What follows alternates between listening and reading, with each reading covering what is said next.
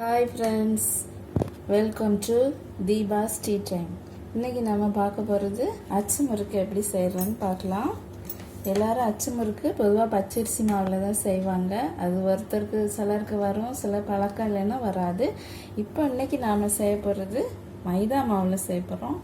மைதா மாவில் செஞ்சால் ரொம்ப ஈஸிங்க, எல்லாருக்கும் வரும் கண்டிப்பாக. இன்றைக்கி நம்ம எப்படி செய்யலான்னு பார்க்கலாம். ஒரு பவுல் நிறைய மைதா மாவு எடுத்து வச்சுருக்கிறேன். ஒரு 250 கிராம்ஸ் எடுத்து வச்சுருக்கிறேன்.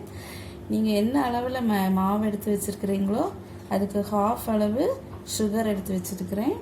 உங்களுக்கு அதிகமாக சுகர் வேண்டாம்னா கம்மியாக கூட எடுத்துக்கலாம். இது முட்டை, ஒரு முட்டை சேர்த்தா போதும்.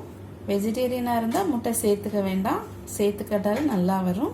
கொஞ்சோண்டு ஏலக்காய் சேர்த்துக்கலாம். இதுக்கு தேவையான அச்சு இவ்வளோதான் நமக்கு இன்றைக்கி தேவை. சுடுறதுக்கு ஆயில். இது மெலமைனில் செஞ்சது. இது ரொம்ப ஈஸி, அழகாக ஒட்டாமல் அழகாக வரும். இந்த மாவில் செய்கிறப்போ நீங்கள் சாதா உங்கள் வீட்டில் வச்சுருக்கிறதுலையும் அழகாக வரும்.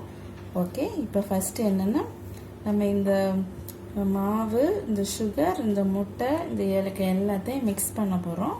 இப்போ ரொம்ப நம்மளே போட்டு இது பண்ணால் ரொம்ப கஷ்டமாக இருக்கும். அதனால் நம்ம என்ன பண்ண போகிறோம், எல்லாத்தையுமே மிக்ஸி ஜாரில் போட்டு மொத்தமாக அரைச்சி எடுத்துகிட்டு வந்துட போகிறோம். ஓகே, இப்போ முதல்ல நம்ம சுகர் தட்டிக்கலாம். அதுக்கப்புறம் முட்டையை உடச்சி ஊற்றிக்கலாம். இந்த ரெண்டு மட்டும் நம்ம முதல்ல அடிச்சுட்டு வந்துடலாங்க. ஓகேங்க, இப்போ நம்ம முட்டையும் சுகரையும் நல்லா சேர்த்து அரைச்சிக்கிட்டோம்.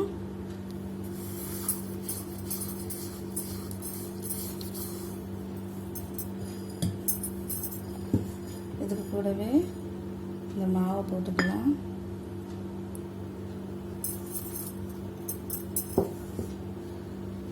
இதில் நான் தேங்காய் பால் ஆட் பண்ண போகிறேன்.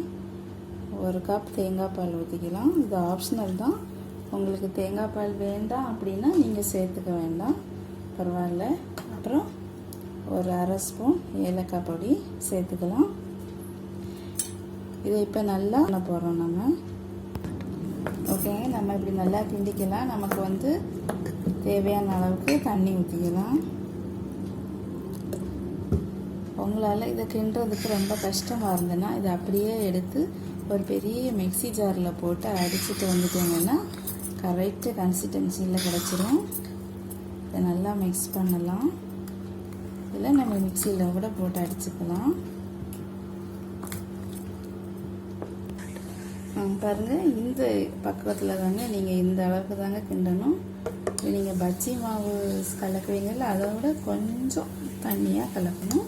பாருங்கள், இந்த மாதிரி நீங்கள் தண்ணி விட்டு விட்டு பார்த்து அதுக்கு கரெக்டாக இந்த பக்குவத்துக்கு வர மாதிரி செய்யுங்க. ஓகே, இப்போ நம்ம இதை எப்படி செஞ்சிடலான்னு இதை இப்போ நம்ம முதல்ல இதை அடுப்பில் போட்டு லைட்டாக சூடு பண்ணிக்கலாங்க. லைட்டாக சூடு பண்ணால் போதும். மெலமைனுக்கு நல்லா சூடு பண்ண வேண்டிய அவசியம் இல்லை. லைட்டாக சூடாகிடுச்சு. இதை நம்ம மாவில் முக்கி எடுத்துடலாம். பாருங்க, அழகாக பூ மாதிரி வருது. திரும்பவும் லைட்டாக அப்படியே சூடு பண்ணிக்கலாம். ஓகே, ரொம்ப சூடு பண்ண வேண்டாம்.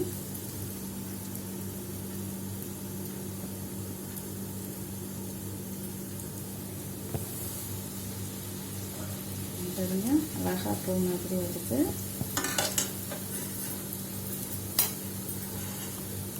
நம்ம திருப்பி போட்டுக்கலாம்.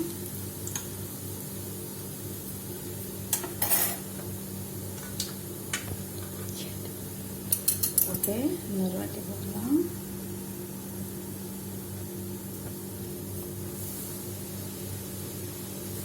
ரொம்ப அழகாக பூ மாதிரி வருது.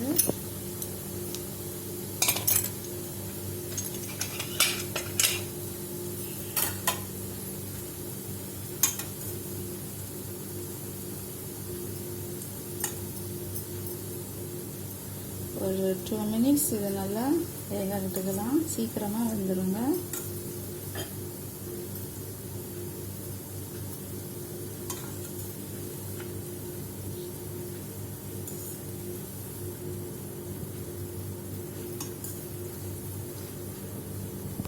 ஓகேங்க, இப்போ அச்சு முறுக்கு ரெடி ஆயிடுச்சு.